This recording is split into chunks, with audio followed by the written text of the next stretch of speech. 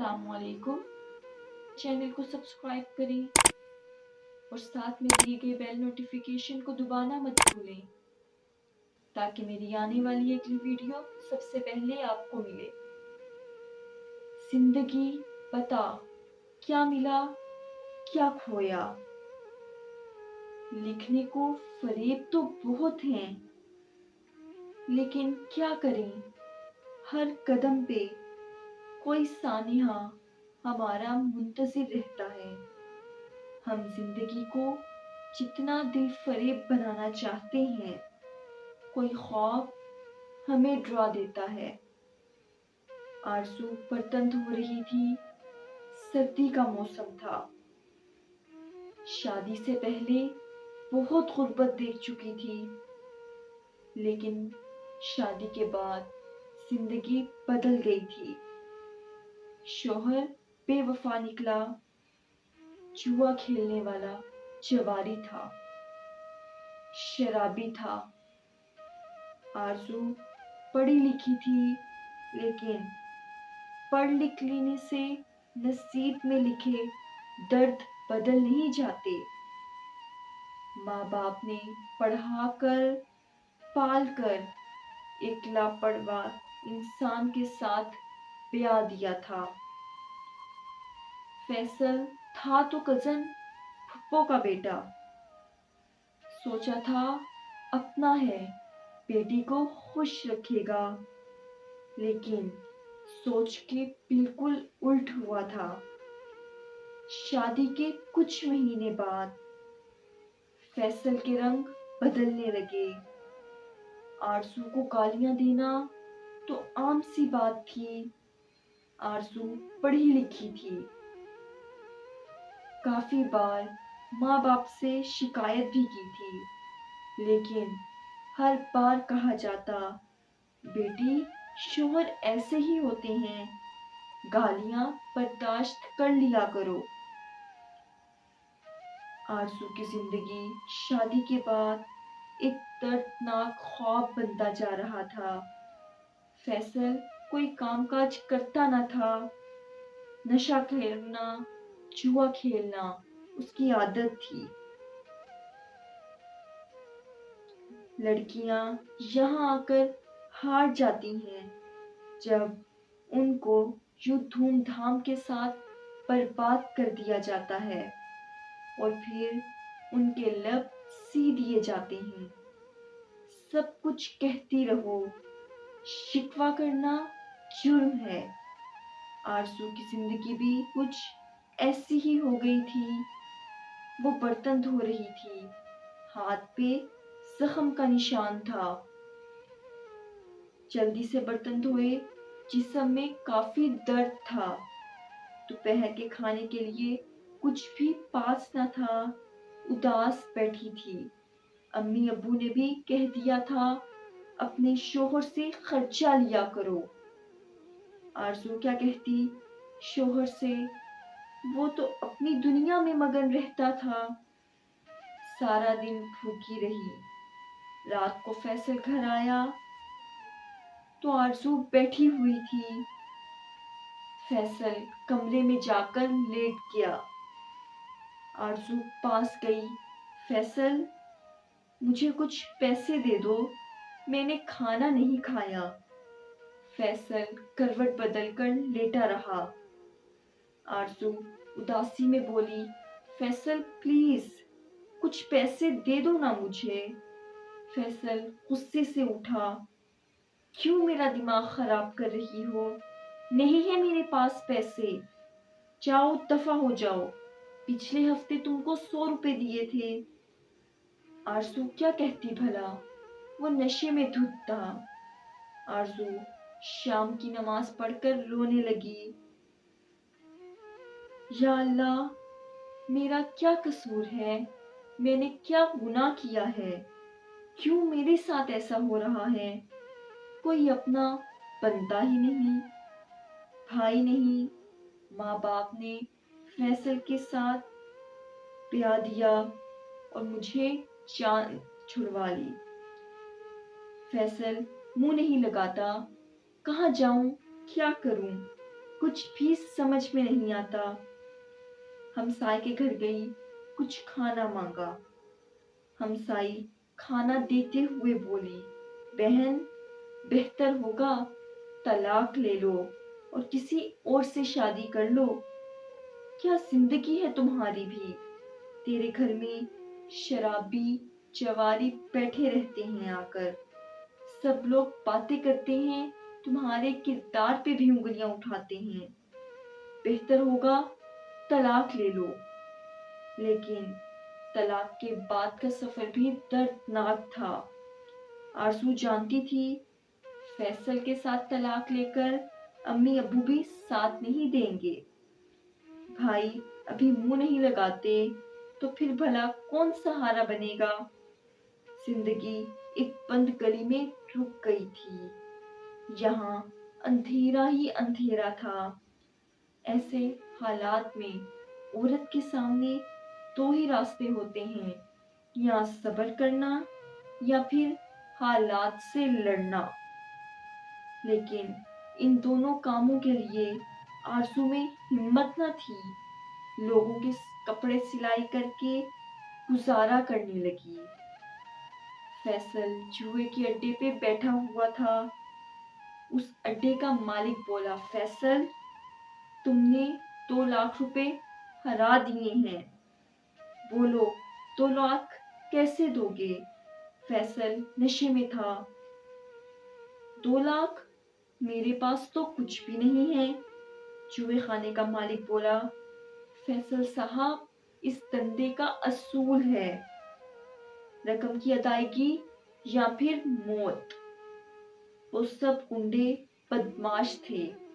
فیصل بولا، اچھا مجھے 2 دن کا ٹائم دو، میں پیسے دے دوں گا۔ اڈے کا مالک مسکرا کر بولا، ٹھیک ہے جاؤ، 2 نہیں 5 دن کا ٹائم دیا، اگلی بار پیسے لے کر آنا ورنہ کوئی گولی منتظر رہے گی تمہاری۔ فیصل لڑکھڑاتا ہوا وہاں سے نکلا۔ 2 لاکھ روپے کہاں سے دوں میں ان کو؟ کوئی بھی زمین جائیداد نہیں ہے، گھر بھی کرائے کا ہے۔ اگر پیسے نہ دیے تو چیما بھائی جان سے مار دیں گے مجھے۔ فیصل کا کوئی بھائی بہن نہیں تھا، ماں باپ کی اکلوتی اولاد تھا، ماں باپ بھی دنیا سے چلے گئے تھے۔ آرزو سو رہی تھی، پاس آ کر بیٹھ گیا۔ آرزو کو جگایا، اٹھو میری بات سنو۔ آنکھیں ملتے ہوئے آرزو اٹھی، ہاں بولو کیا بات ہے؟ پریشانی میں بولا، مجھے 2 لاکھ لا کر دو کہیں سے بھی۔ آرزو نے سر پکڑ لیا، فیصل پہلے ہی 5 لاکھ روپے قرض ہے، کہاں سے لا کر دوں 2 لاکھ؟ آرزو فیصل کی طرف دیکھنے لگی، فیصل لوٹ آؤ نا زندگی کی جانب، میں تھک گئی ہوں اب۔ کیوں اتنا ستم کرتے ہو مجھ پہ؟ میں تم سے کچھ نہیں مانگتی، بس یہ شراب چھوڑ دو، مجھے بس عزت دو اور 2 وقت کی روٹی کھلا دو۔ فیصل مسکرانے لگا، پاگل ہو گئی ہو کیا؟ میرے پاس کچھ نہیں تم کو دینے کے لیے، میں نے تو پہلے ہی تم سے کہا تھا چلی جاؤ یہاں سے، میں تمہارا خرچ نہیں برداشت کر سکتا۔ آرزو نے بہت واسطے دیے، فیصل اللہ کے لیے سمجھ جاؤ، میں کہاں جاؤں گی؟ ہم اپنا گھر بسا لیتے ہیں، تم بس میرا ساتھ دو اور سدھر جاؤ، میں کوئی جاب کر لوں گی۔ لیکن فیصل اپنی دنیا میں مگن تھا، گالی دے کر بولا، جا دماغ نہ خراب کر میرا، کہاں سے پلے پڑ گئی ہو تم میرے؟ تھی تو بہت خوبصورت، لیکن نصیب کا مسئلہ ہے سارا، وہ خوبصورت ہونا چاہیے نا۔ 5 دن گزر گئے تھے، شراب کی بوتل ہاتھ میں تھامے فیصل بہت پریشان تھا۔ چیما بھائی مجھے مار دے گا، دوسرا شرابی دوست بولا، بات سن، ایک طریقہ ہے، سارے پیسے معاف ہو جائیں گے۔ فیصل حیرانگی میں بولا، پتا کون سا طریقہ ہے؟ دوست بولا، چل میرے ساتھ چیما بھائی کے اڈے پہ۔ فیصل اپنے دوست کے ساتھ گیا۔ چیما دیکھ کر بولا، آ گیا تو کتے، 2 دن اوپر ہو گئے، لے آیا 2,50,000 روپے۔ دوست چیما کی طرف دیکھ کر بولا، چیما بھائی ہم ایک گیم کھیلنا چاہتے ہیں، آخری گیم۔ چیما مسکرا کر بولا، کیوں پیسے زیادہ آ گئے ہیں کیا؟ فیصل اور اس کا دوست کرسی پہ بیٹھے، سامنے چیما بھائی بیٹھ گئے۔ ہاں بولو، کیا لگانا چاہتے ہو؟ دوست بولا، دیکھ چیما بھائی، ہمارے 2,50,000 روپے سود سمیت ہم جوئے پر فیصل کی بیوی کو لگا رہے ہیں۔ اگر تم ہم سے جیت گئے تو فیصل کی بیوی تمہاری، اور اگر ہم جیت گئے تو وہ 2,50,000 روپے معاف ہو جائیں گے۔ چیما کہا لگا کر ہنسا، سوچ لو ایک بار پھر سے۔ فیصل پہلے ڈگمگایا، پھر سوچا، اچھا ہے، اس سے جان چھوٹ جائے گی اور میں آزاد ہو جاؤں گا۔ چیما بھائی نے ایک ایگریمنٹ پہ دستخط کروائے۔ گیم شروع ہوئی۔ پھر زندگی نے آرزو کے ساتھ جوا کھیلا۔ فیصل گیم ہار گیا۔ سارے پیسے معاف ہو گئے۔ آرزو اب چیما بھائی کی تھی۔ گھر میں بیٹھی تھی، سوچ رہی تھی، پرائیویٹ اسکول میں جاب مل رہی ہے، 15,000 روپے تنخواہ ہے، اچھی سی زندگی گزر جائے گی۔ فیصل نہ کمائے، میں خود اپنے پیروں پہ کھڑی ہو جاؤں گی۔ وہ اس سوچ میں گم تھی کہ اتنے میں چیما بھائی کے ساتھ کچھ گنڈے گھر میں داخل ہوئے، ساتھ فیصل بھی تھا۔ آرزو دیکھ کر ڈر گئی۔ کون ہو آپ لوگ؟ کیا کرنے آئے ہو؟ فیصل مسکرانے لگا، چیما بھائی دیکھ لے یار، میرے سارے پیسے معاف ہو گئے ہیں نا؟ چیما آرزو کی طرف دیکھ کر بولا، ہاں سارے پیسے معاف ہو گئے ہیں، لیکن پہلے اپنی بیوی کو طلاق دو۔